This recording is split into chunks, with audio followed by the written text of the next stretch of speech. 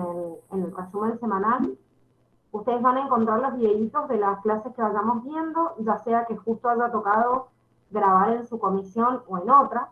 Por ejemplo, la semana pasada yo les pasé un video que no era propiamente de su comisión, pero de todas maneras era un video del mismo tema. Entonces lo que tienen que tener en cuenta es que ya sea en una comisión o la otra, la clase siempre vamos alternando, pero va a estar grabada, entonces en base a eso ustedes pueden justamente repasar las clases estando, digamos, con el enlace de la plataforma Moodle.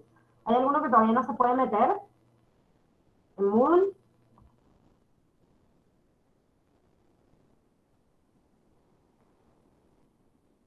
¿Todos ya han podido ingresar?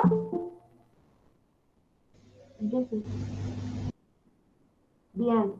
Los demás, si no tienen micrófono, de última, cuéntenme por el chat porque en realidad hemos ido armando un montón de actividades y hay cosas que vamos migrando a los grupos de WhatsApp hasta que todos puedan ingresar en la plataforma. La idea es que la plataforma les quede el resumen de todo lo que vamos viendo, clase por clase. Entonces, justamente, gracias a eso, ustedes después se sientan a repasar o si se perdieron un poquito, se fijan en el resumen semanal que está ahí en la plataforma y en cada uno de los enlaces de las clases. ¿Sí? Esa es la idea para que trabajemos de acá a lo largo de todo el año y que ustedes tengan la capacidad de ir repasando cada una de las unidades. Bueno, vamos entonces a esta primera partecita de la unidad 2, que vamos a hablar un poco de célula y siempre cuando empezamos a hablar de un tema tenemos que hablar un poquito de su historia, ¿sí? Por eso en esta primera parte de la presentación de la clase vamos a hablar no solo un poquito de la historia de dónde viene el término de célula, sino las teorías que van introduciendo lo que hoy rige a todos los seres vivos, que es la teoría celular y la teoría endosimbiótica, que es el origen de la célula eucariota.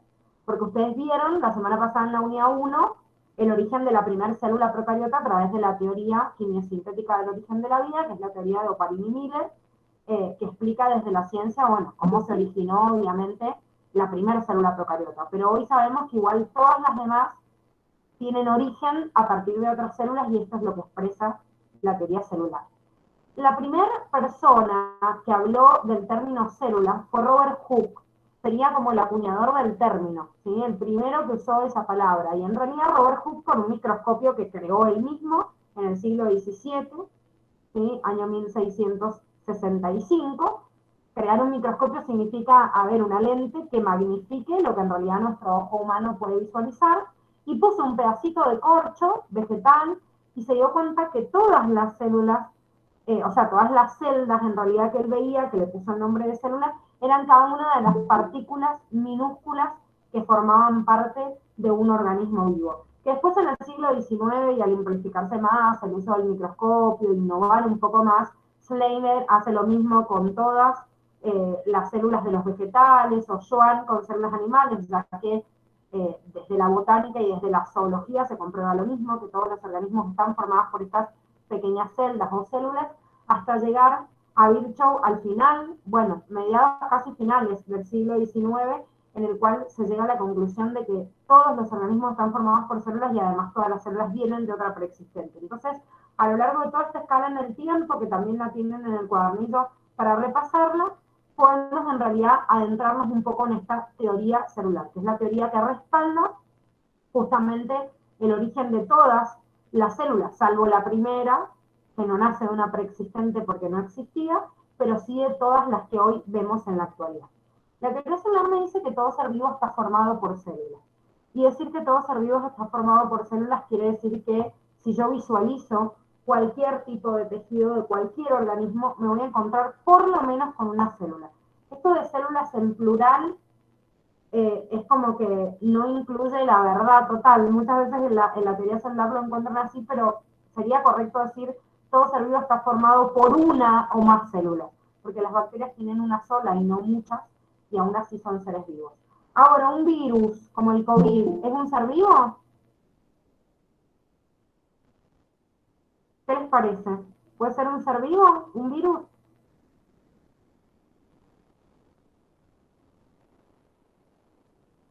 ¿Estará formado por células o no?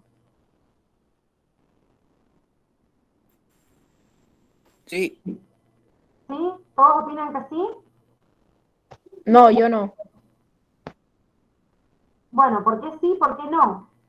El que dice que sí considera que tiene células. Los que dicen que no, ¿por qué? No, yo no considero que tenga células. Bien, bueno, ahí Rob dice, está entre lo vivo y lo no vivo. En realidad, los virus, si yo me fijo en los niveles de organización de la materia, que son los que vieron con la Dani la clase, o sea, la semana pasada, estaría como en el complejo de macromoléculas, en el límite, justamente entre lo vivo y lo no vivo, pero si yo analizo cualquier virus que hayamos descrito hasta la actualidad, no está formado por células. Entonces, al no estar formado por células, no lo puedo considerar un ser vivo porque hoy la teoría celular afirma que para yo considerar un ser vivo, voy a decir que tiene células. Es verdad que puede tener material genético, como el ADN, como el ARN. Es verdad que se replica siempre y cuando le roba la maquinaria a una célula, a un ser vivo como nosotros o como cualquier otro, pero en realidad él solito no puede reproducirse, no puede alimentarse, no puede respirar, no puede hacer nada, es una partícula inerte completamente. Eso quiere decir que al no estar formado por células, no son seres vivos, ¿sí? Son agentes patógenos, pero tanto las bacterias, los protistas, los hongos que están en reino fungi, plantas y animales son considerados seres vivos, pero los virus no.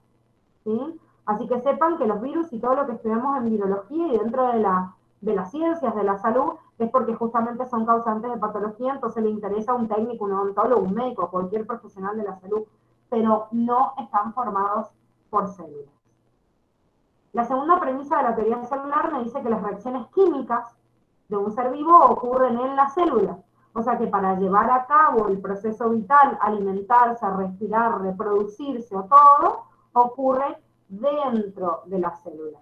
Por eso el virus tampoco es un ser vivo, porque sus reacciones químicas ocurren dentro de una célula que está parasitando, porque si no, no son capaces de llevar ningún tipo de reacción.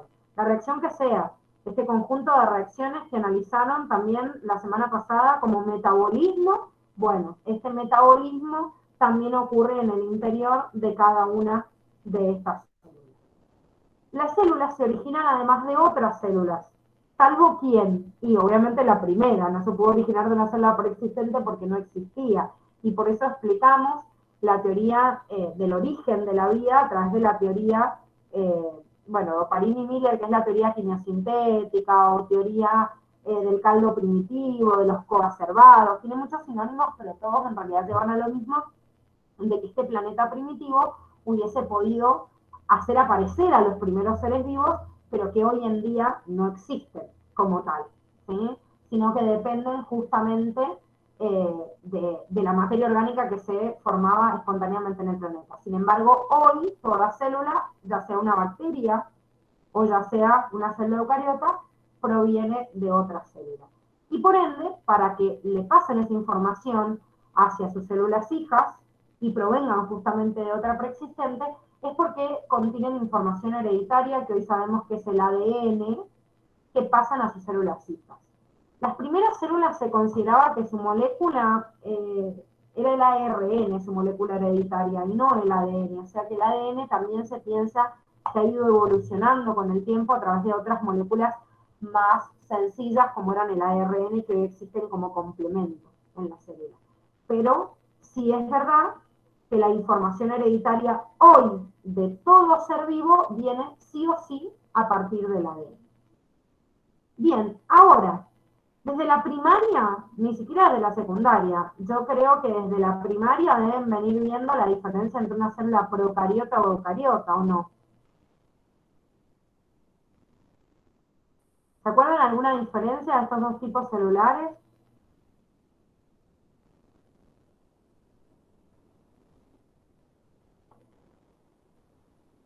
¿Ninguna?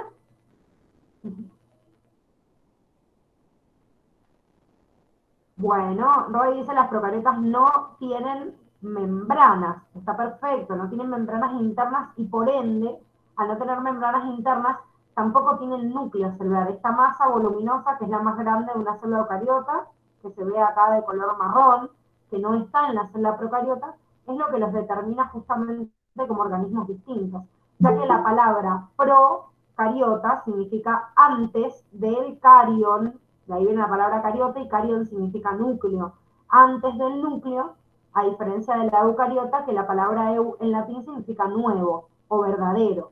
Entonces tienen núcleo verdadero, un núcleo nuevo que no existía en la procariota.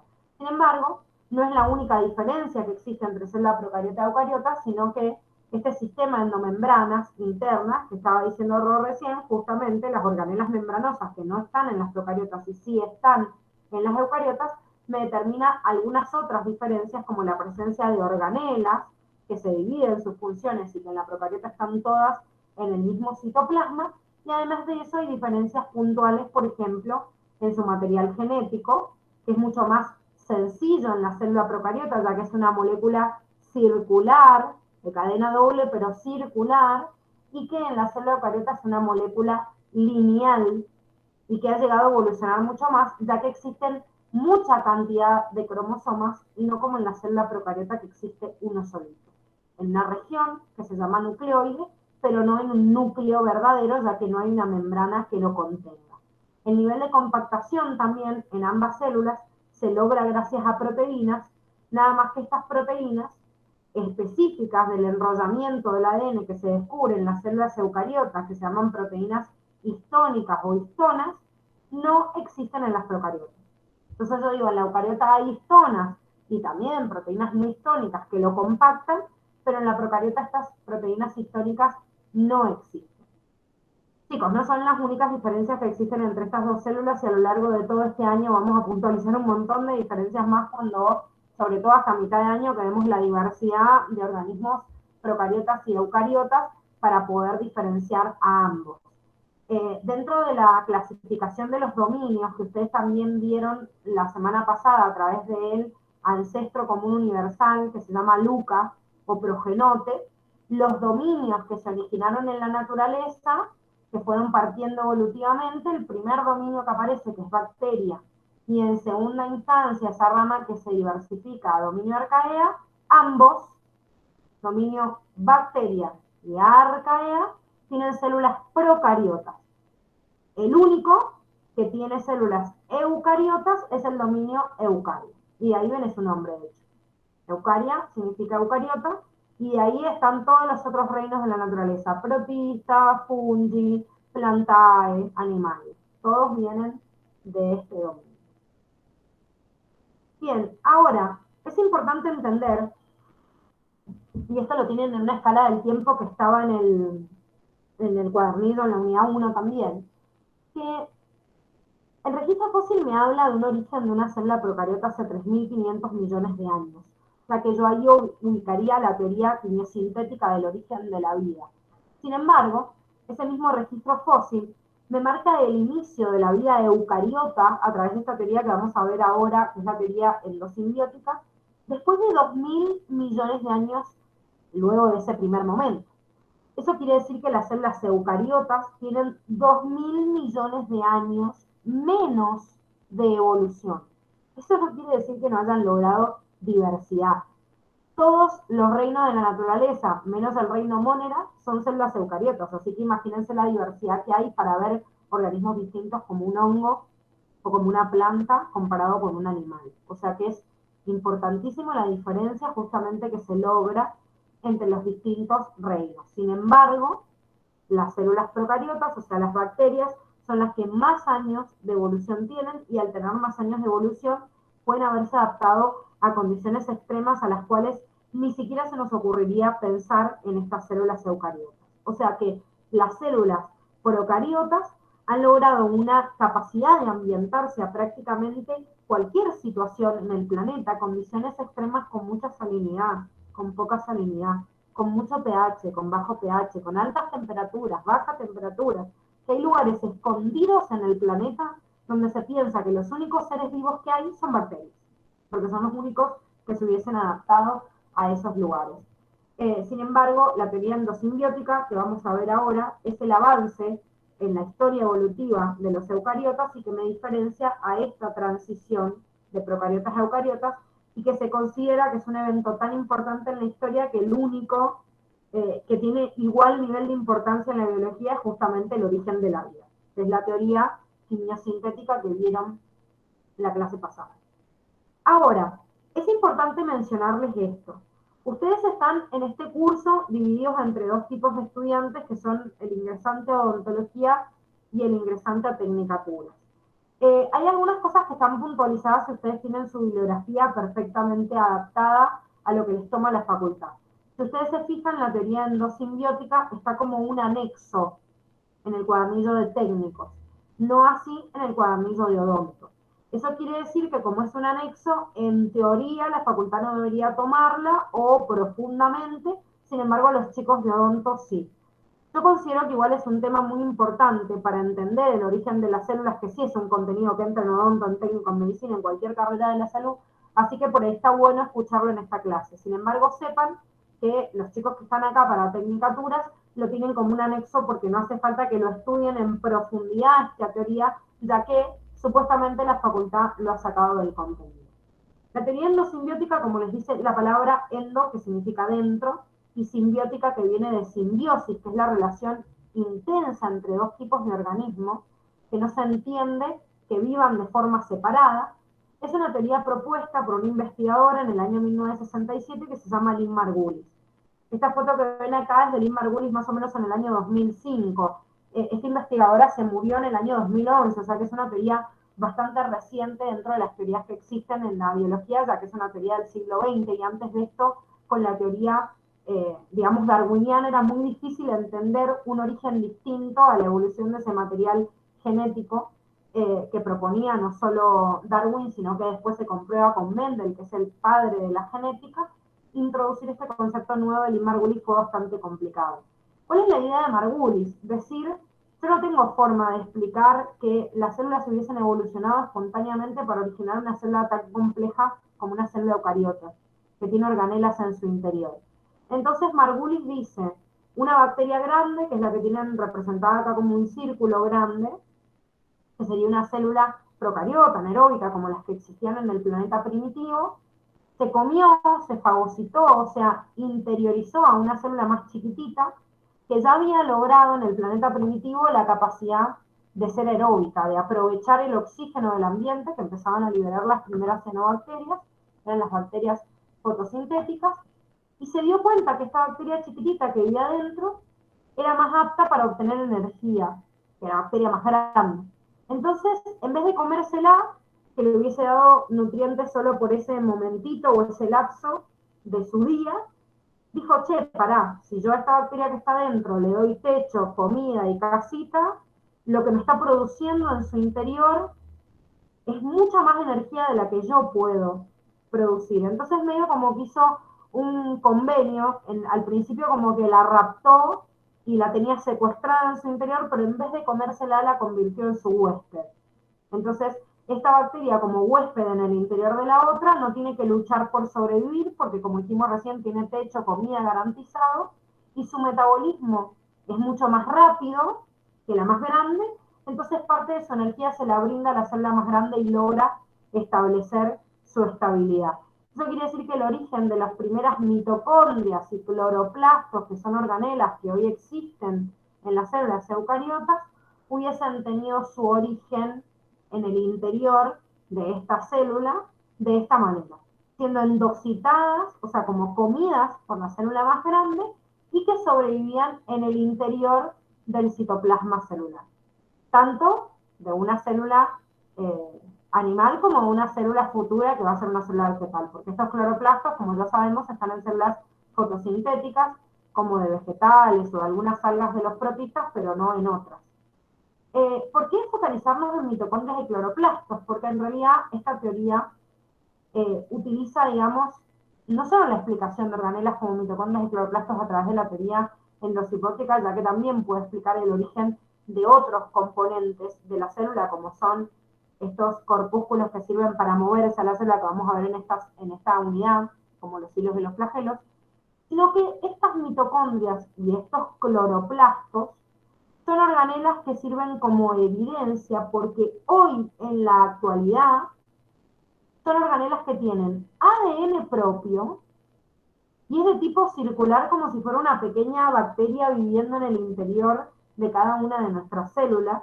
Tienen enzimas propias y que se parecen mucho a las bacterias y no a las células propias, genes que tienen como un origen muy parecido a los procariotas, y un dato muy importante, que es fundamental para entender esto, que se autorreplican. ¿Qué quiere decir esto? Cuando yo tengo una célula, por ejemplo, se hace una herida en el brazo y rápidamente la herida se vuelve a reponer porque las células se dividen, cada una de nuestras células tienen información dentro del ADN del núcleo y dan origen a una nueva célula. Sin embargo, no tenemos la capacidad de producir organelas como mitocondrias y cloroplastos a partir justamente de estas organelas, de estas mitocondrias y cloroplastos, a través del ADN nuclear. Si no tienen el ADN propio de estas organelas, tanto de mitocondrias como cloroplastos, no pueden producir una mitocondria nueva. O sea que se siguen autorreplicando hasta las células hoy de la actualidad. No voy a decir que una célula eucariota tiene una pequeña bacteria viviendo en el interior, porque es incorrecto decir eso. Pero sí es correcto decir que tienen un ADN propio y que me da a pensar que en algún momento fueron una bacteria primitiva, que después se terminaron transformando en una organela propia. ¿Sí? ¿Se entienden estos conceptos? Sí, profe. Bien, ¿ninguno tiene dudas con eso?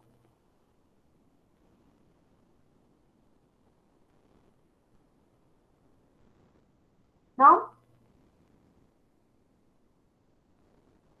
No, Bien, se piensa que justamente esta teoría endosimbiotica podría dar origen también a procesos de endosimbiosis secundaria y terciaria, por eso este dibujito que tienen en el cuadernillo les muestra que estas bacterias primitivas son las que hubiesen originado al reino protista, que serían como estas células que están en el medio, algunas heterótrofas, otras autótrofas, y a partir de ellas hubiesen dado origen a los reinos que hoy conocemos en la actualidad, eucariotas como fungi, animal y plantar. ¿Sí? O sea que esta teoría endosimbiótica de Lynn Margulis no solo me ayuda a entender el origen de las células eucariotas, sino que a partir de ellas también dar origen de todos los reinos que hay eucariotas en la naturaleza.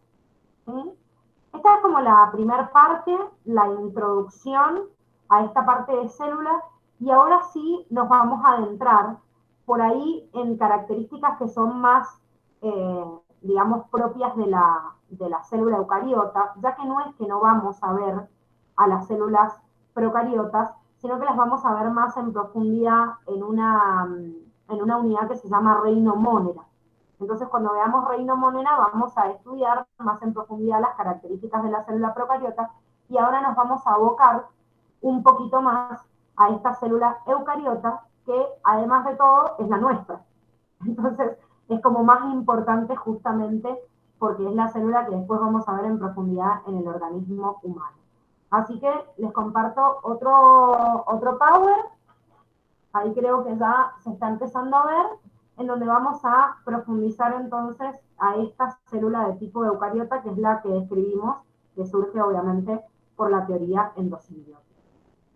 Esta célula eucariota vamos a visualizar como características generales el tamaño, la forma de la célula y cómo se organiza su estructura interna. A ver, el tamaño de las células es algo bastante complicado porque no todas las células tienen el mismo tamaño. Esta lámina que ustedes tienen acá es una lámina que les presenta Curtis, la bibliografía de la cual estudian esta introducción, así que es importante tomarla como referencia. Pero sepan que no es la única. La célula animal, por ejemplo, de nosotros, está ubicada en un margen más o menos de 10 micrómetros, aunque en el texto les dice que las células de la mayoría de los animales y vegetales miden entre 10 y 30 micrómetros, diferente a una célula bacteriana que fíjense que mide el 10%. Una célula de bacteria aproximada mide 1 micrómetro y no 10. Entonces, este es el tamaño también entre una célula procariota y eucariota comparado. Las bacterias y todos los componentes de las células, o sea, todas las células, digamos, animales, vegetales, estarían dentro del margen de visibilidad de un microscopio óptico, pero las organelas que hay en el interior de las células animales se necesitó un poquito más de evolución en la microscopía dentro de lo que conocemos como microscopía electrónica, ya que antes del avance de la microscopía electrónica, que ahora vamos a ver un poquito la descripción de los microscopios más comunes, no podíamos visualizar a estos componentes internos. Entonces era toda una suposición de qué es lo que había dentro de cada uno de estos componentes, digamos, de la célula. Hay muchas imágenes, digamos, de tamaños celulares, incluso hay células que son mucho más grandes. Para que se den una idea, una célula de una neurona, o sea, una neurona que, por ejemplo, nos llega desde la columna hasta el dedo gordo del pie, puede una sola neurona medir más de 1 metro. O hay células que tenemos en los músculos esqueléticos que de largo miden más de 10 centímetros. Pero siguen siendo microscópicas porque el ancho de la célula sigue siendo muy pequeñito. Y esto es porque hay un limitante entre la restricción de su tamaño general con respecto a la relación superficie-volumen. No puedo aumentar tanto el tamaño de las células porque la superficie que está disponible para compartir e intercambiar sustancias con el medio se reduce tanto que no me alcanza para cubrir las necesidades básicas de esas células. Miren esta gráfica de Curtis para tratar de entender. No es que tengan que saber estos números, están a modo de ejemplo, para poder entender esto, que es lo importante. Que la relación superficie y volumen es más grande en células más chicas y es más pequeña en células grandes. Eso quiere decir que mientras más chiquitita sea la célula, más grande su superficie, su relación superficie-volumen, y más sustancias puede intercambiar con el medio que lo necesita porque somos todos sistemas abiertos. Y para controlar la homeostasis, que es el control interno de cada una de las células, necesitamos que la relación superficie-volumen lo permita. Miren este cuadradito que tiene acá. Este es un cubo que si midiera 4 centímetros en cada una de sus dimensiones, si yo saco el volumen de todo este cubo, tengo que multiplicar en el volumen, como sabemos, cada lado por 3. O sea, 4 por 4 por 4. Ese es el volumen que está acá, 64 centímetros cúbicos.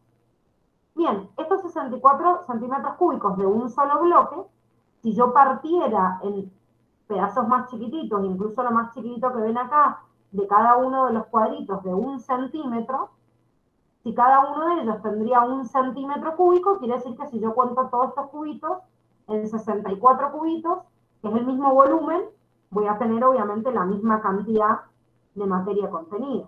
¿Sí? Un cuadradito de 4 centímetros de cada uno de sus lados es lo mismo que 64 cuadraditos de 1 centímetro de lado. Ahora, si bien el volumen en estos dos es equivalente, y acá entra este concepto para entenderlo, mientras más pequeñito sea, más relación de superficie hay. Porque una cosa es el volumen, que es todo lo que yo tengo adentro, y otra cosa es la superficie. La superficie de esto, yo la calculo por cada uno de estos lados que tengo disponibles. O sea, estos 96 centímetros cuadrados salen de que yo en este gran cubo tengo esta cara, esta, y bueno, las otras tres que por su tridimensionalidad en la imagen no se están viendo, pero son todas las caras que yo tengo disponibles. En cambio, si cada uno de estos cubitos es más chiquitito, cada una de las 6 caras de este cubito está disponible hacia el exterior, para intercambiar materia y energía con el exterior.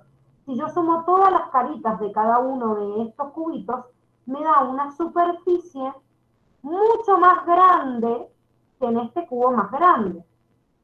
Teniendo el mismo volumen, mientras más chiquitito sea, más superficie tengo disponible. Eso quiere decir que si yo quiero sacar la relación superficie-volumen, que es la que tienen calculada acá, la relación superficie-volumen sería dividir este número por este. 96 sobre 64, si yo lo reduzco como cualquier fracción, voy a obtener una relación 1,5 por 1. Distinto a una relación que es mucho más grande mientras más chiquitita sea la célula. 384 dividido 64 me va a dar una relación de 6 y no de 1,5. Sé que este concepto es uno de los más difíciles de entender esta primer parte de esta unidad, así que por favor chicos, si a alguno no les queda claro esto, detienen y dicen, pará, no entendí nada, dice, volvamos al inicio o no entiendo la imagen, pero es importante que vean esta relación y que entiendan que las células no crecen de forma indefinida porque mientras más chiquititas sean, más superficie tienen en contacto con el exterior y más sustancias, materia y energía pueden intercambiar con el medio. Por eso no tenemos supercélulas que miden, no sé, 1 metro, porque si no seríamos una sola gran célula y no seríamos un conjunto de muchas células formando un organismo pluricelular. Esto sucede porque justamente la relación superficie-volumen es mayor en células más pequeñas. ¿Se entiende? Sí, profe. Sí, profe. Bueno, perfecto. Vamos entonces a ahondar un poquito más en los conceptos que tienen que ver con la microscopía, que también es parte de la introducción de esta primera unidad, de esta primera parte, perdón, de la unidad. ¿Y por qué introducir un poquito sobre los microscopios? Porque en realidad no entendemos el estudio de las células si no es a través de un aparato específico que magnifique mi ojo humano. Este aparato es el que se llama microscopio y que ustedes ya desde el primer año de la facultad lo van a empezar a manipular. Por lo menos el microscopio óptico, ¿sí? El electrónico son aparatos muy caros. Hay laboratorios dentro de la Facultad de Ciencias Médicas y Odontología que manipulan estos microscopios. De hecho, en la Facultad de Ciencias Médicas hay un microscopio electrónico de barrido con partículas de oro, que es uno de los únicos en América. Creo que hay uno igual del mismo calibre en Estados Unidos, nada más. Y la verdad que la investigación que se hace a partir de esto es importantísima. Así que lo van a ver de lejos y le van a decir, hola, qué bonito microscopio, pero ni en pedo les van a dejar manipularlo, obviamente, por el costo que tiene el aparato. Pero sí sepan que los laboratorios de la facultad tienen microscopios ópticos, que ya desde las primeras materias que cursan, histología, biología celular, bioquímica, ya van a estar utilizando y manipulando. O sea que cuando entren a la facu, obviamente les van a enseñar cómo manejar un microscopio y cómo manipularlo. Ahora tenemos que conocer las características básicas. Dentro de la microscopía y de cualquier microscopio es importante hacer una diferencia entre la resolución de este aparato y la magnificación. ¿A qué le llamamos resolución? La resolución del microscopio es la mínima distancia entre dos puntos, ¿sí? O sea, la resolución es la capacidad que yo tengo de distinguir dos objetos distintos por separado en una imagen. La resolución uno la puedo ajustar hasta en la cámara del celular cuando ustedes quieren enfocar algo. Fíjense que si yo me pongo muy cerquita y no tiene que ser yo la opción macro, el celular, yo no puedo distinguir un objeto del otro y veo todo un manchón. O sea que la resolución es la definición que yo tengo en la imagen. La veo borrosa o la veo más nítida cuando la ajusto. Ahora, la magnificación es la relación que yo tengo de la imagen con un tamaño real. Esto es lo que en la cámara del celular ustedes tienen como zoom, ¿sí? Si yo lo pongo en un tamaño real, estoy viendo a 1:1. Si yo le pongo un zoom 2:1, quiere decir que me está amplificando, en realidad, lo que yo estoy visualizando 2 veces porque me lo está acercando. Bueno, el microscopio hace lo mismo. Los microscopios ópticos, la magnificación más chiquitita que tienen es al 10 por, o sea, aumentan 10 veces, que muchas veces con esto logro visualizar nada más la célula en sí, o sea, una pelotita o algo cuadradito que veo la célula, pero los microscopios ópticos tienen también magnificaciones de 40 por, de 60 por, de 100 por, que significa aumentar hasta 100 veces el tamaño, digamos, de la célula. Por eso puedo visualizar componentes como la célula y el núcleo, y no solo la célula, pero ya los componentes internos de cada una de las células ya no lo puedo ver con un microscopio óptico. Necesito un electrónico. ¿Sí? O sea, que sepan que con los microscopios que ustedes van a trabajar en la facultad, que es un microscopio óptico, no van a ver una mitocondria, un cloroplasto, un componente interno. Pero sí lo que van a tener en los cuadernillos ya de este año y en todos los libros de los cuales estudian en la facultad, van a ser imágenes que les diga, esta es una imagen obtenida por microscopio electrónico o por microscopio electrónico de transmisión o de barrido, sepan que es porque puede magnificar mucho más el tamaño que 100 veces, que es el límite que lleva un microscopio óptico. Además, no solo tenemos distintos límites en el tamaño de alcance de cada uno de estos microscopios, fíjense que el microscopio óptico llega hasta un alcance de 200 nanómetros como máximo, eso es lo más chiquitito que yo puedo ver. En cambio, el microscopio electrónico llega hasta resoluciones, en el caso del electrónico de barrido, a 10 nanómetros, fíjense, mucho más chiquitito, y el microscopio electrónico de transmisión a 0,5 o 1,5 nanómetros. A todo esto, haciendo una pausa acá, creo que en matemática lo terminan de visualizar en esta unidad y todavía no lo ven, pero ustedes en la escuela han visto notación científica, ¿sí? O sea, saben qué es una micra, un nanómetro, o no se acuerdan.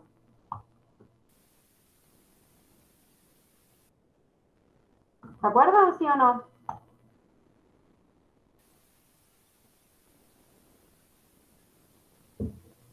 Bien, Ro, ¿los demás? ¿Se acuerdan?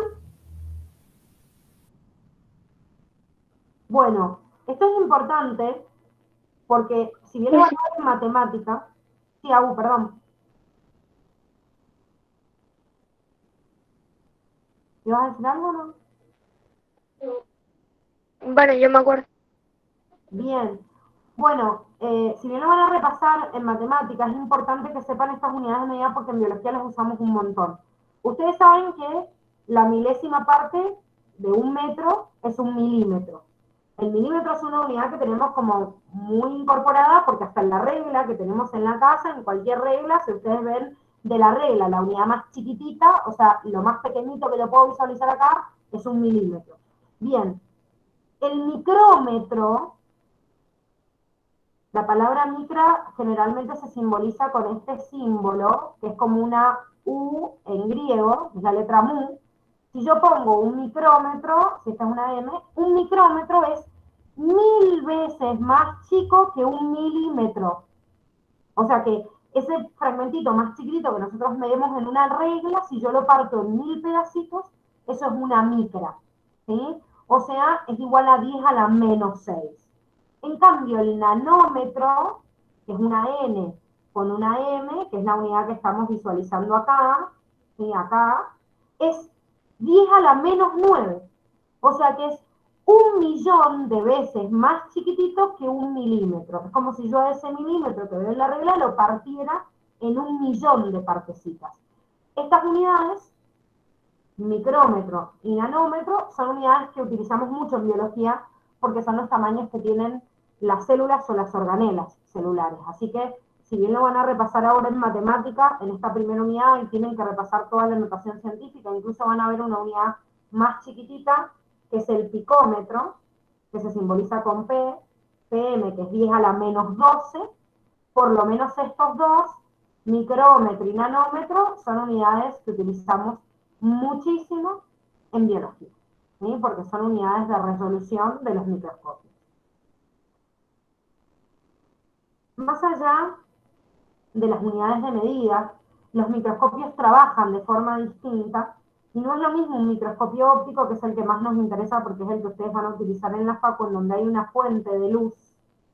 Esa luz entra por una platina, aumentando, obviamente, magnificando un lente, como cualquier lente que usamos que magnifica, y lo hace a través de una plaquita de vidrio en donde yo pongo la muestra, que es la muestra ahí, las células que yo quiero analizar, un pedacito de tejido, una gota de sangre, lo que sea. Yo a través de este haz de luz puedo proyectar la magnificación en una lente de lo que yo estoy viendo. En cambio, los microscopios electrónicos, ya sea de transmisión o de barrido, trabajan a través de lentes en las cuales no hay luz, sino unas de electrones, o sea, de partículas que se van moviendo para poder proyectar como la película de lo que yo necesito. O sea que no es que yo meto el ojo dentro de la lente, sino que la fuente de electrones se lleva a través de una placa que a través de la fluorescencia yo lo puedo visualizar, o en su defecto puedo utilizar una muestra que refracte hacia otra superficie y me lo proyecte, por ejemplo, en una pantallita y yo lo visualice así, no a través de unas de luz, ¿sí? Como les digo, el microscopio electrónico de transmisión y de barrido, ustedes lo van a conocer o lo van a analizar teóricamente y ver las proyecciones, pero no lo van a manipular como el microscopio óptico. Por eso me suena el microscopio óptico, que es el que yo pongo los ojos arriba del lente, digamos, del mismo microscopio y nada más.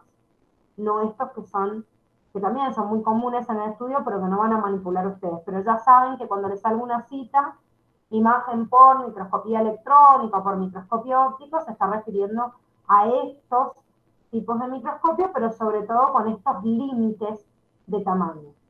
Cuando yo estoy marcando una mitocondria, nunca lo hubiese podido poner por un microscopio óptico porque no me alcanza el tamaño, la resolución y la magnificación que tiene para poder visualizarlo tranquilamente. Bien, dijimos que no solo íbamos a ver el tamaño de las células, sino que es importante también la forma de la célula. Una célula procariota siempre es una. Entonces, como la célula procariota siempre es una y es unicelular, solo una pared podría determinar la forma que tiene. En cambio, la célula eucariota se ha complejizado en muchos organismos formando organismos pluricelulares. Y los organismos pluricelulares no solo pueden tener una pared que le dé forma, sino que además la adhesión de una célula con otra, que estén amontonadas entre sí, le puede dar una forma distinta, o incluso un componente interno. Ay, acá me tragué la O en el Power, es citoesqueleto, no esqueleto, agreguenle una O ahí, por favor. El citoesqueleto también es algo que le puede dar un entramado en su interior. ¿Qué quiere decir esto? Por ejemplo, nuestras células no tienen pared celular. O sea que una célula animal, por ejemplo, nunca tendría forma por la pared. Sin embargo, yo puedo tener una célula que es redondeada así, pero si están formadas, pegadas una al lado de la otra, se empujan entre sí y aparecen, por ejemplo, en un tejido con esta forma, así como cubitos. ¿Pero por qué aparecen como cubitos? Y porque una y otra se están apretando entre sí. Entonces, la adhesión o la presión de una célula con la otra le puede dar una forma determinada. Porque si estuvieran solitas serían redondas, porque no tienen pared. Sin embargo, alcanzan esta forma más cuadradita porque se presionan entre sí. O hay células que no es por presión entre sí, sino que adoptan una forma, deben haber visto en la secundaria las formas de las neuronas, ¿o no? Que son así como estrelladas. ¿Las han visto alguna vez?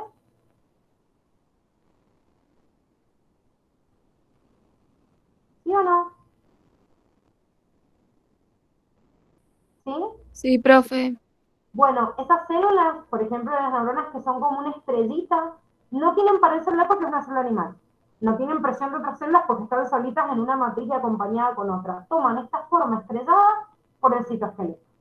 Entonces, una célula eucariota tiene su forma por la pared celular, todas menos la célula animal que no tiene pared, por adhesión o presión de otras células o por el citoesqueleto.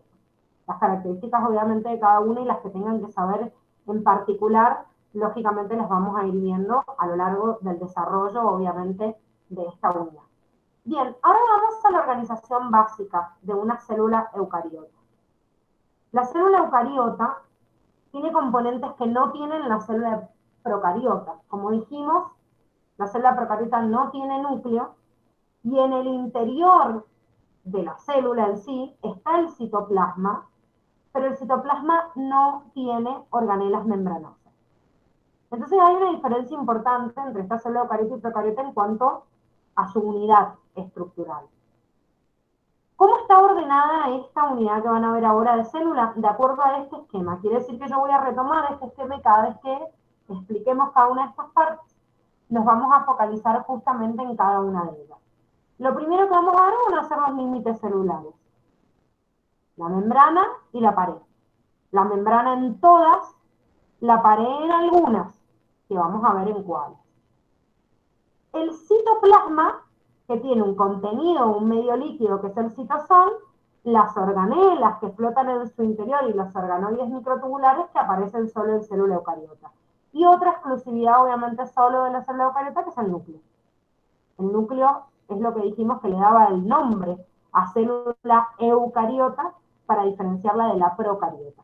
Les recomiendo que también visualicen este esquemita general que hay de la célula animal en el cuadernillo, que es una imagen del libro de Curtis, y que también hay una imagen general de la célula vegetal, porque en realidad cualquiera de estos dos esquemitas me están representando las características más básicas de una de las células que más se han estudiado. No son las únicas dentro de los eucariotas, pero sí hay diferencias muy puntuales. Fíjense, la célula vegetal tiene esta gran vacuola, tiene una pared celular, algo que yo en la célula animal no veo. No veo pared, no veo vacuola, veo componentes en la célula vegetal como un cloroplasto, que acá están representados con verde, y que no están en la célula animal. Entonces, estas diferencias son muy importantes, como la presencia de centríolos, que no está tampoco en el otro, que yo calculo que las deben haber visto ya desde la secundaria, ¿o no? Es un contenido por lo menos de secundaria. ¿Lo han visto o no?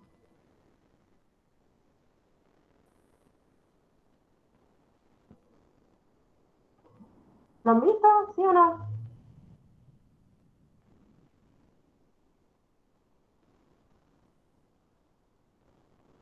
¿Hola? Se quedaron todos mudos. Bueno, ahí están contestando algunos por el chat. Chicos, a ver, vamos a llegar hoy hasta acá porque no los quiero aturdir con más información a la introducción. Mañana sí vamos a arrancar eh, bien con la descripción de esta célula vegetal, de esta célula animal que es la célula eucariota de base, y vamos a